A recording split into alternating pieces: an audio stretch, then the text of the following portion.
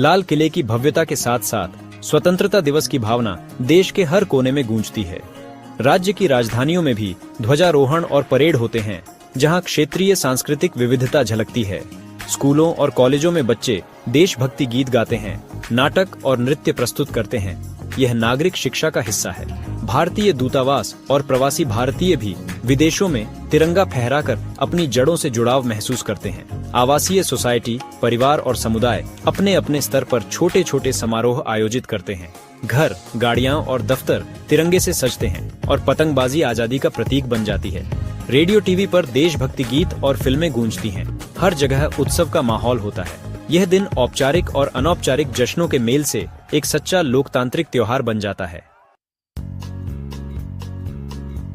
हाल के वर्षों में स्वतंत्रता दिवस जन भागीदारी का प्रतीक बन गया है। प्रधानमंत्री नागरिकों से भाषण के लिए सुझाव आमंत्रित करते हैं, माईगॉव पोर्टल और नामो ऐप जैसे प्लेटफार्मों के जरिए। इससे आम आदमी की आवाज नीति निर्माण तक पहुंचती है और लोकतंत्र को मजबूत बनाती है। नागरिक जब अपने सुझावों को राष्ट्रीय एजेंडे में शामिल होते देखते हैं तो उनमें सशक्तिकरण की भावना आती है।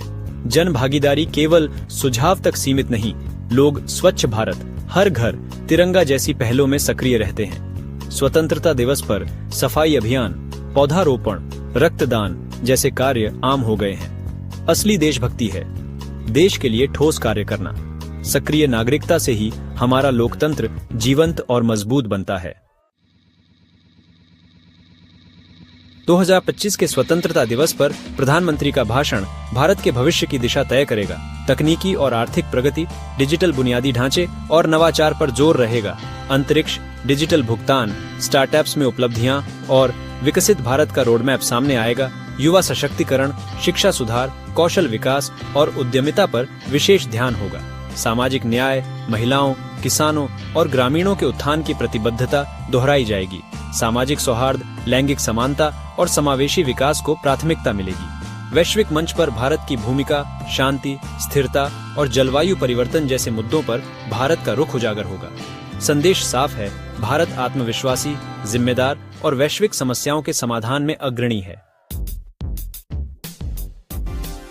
स्वतंत्रता दिवस पर हमें उन अनगिनत नायकों को याद करना चाहिए जिनके बलिदान से हमें आजादी मिली। गांधी, पटेल, अंबेडकर और अनाम सेनानियों की कहानियां हर पीढ़ी को प्रेरित करती हैं। उनका सपना था एक ऐसा भारत जो गरीबी, अज्ञानता और भेदभाव से मुक्त हो। यह दिन उनके प्रति कृतज्ञता और उनकी विरासत पर चिंतन का अवसर है। देशभक्ति केवल झंडा फहराने या गीत गाने तक सीमित नहीं, बल्कि संविधान के मूल्यों के प्रति दैनिक प्रतिबद्धता है। जिम्मेदार नागरिक बनना, सौहार्द बढ़ाना और समाज में सकारात्मक योगदान देना ही असली देशभक्ति है। आजादी एक जिम्मेदारी है जिसे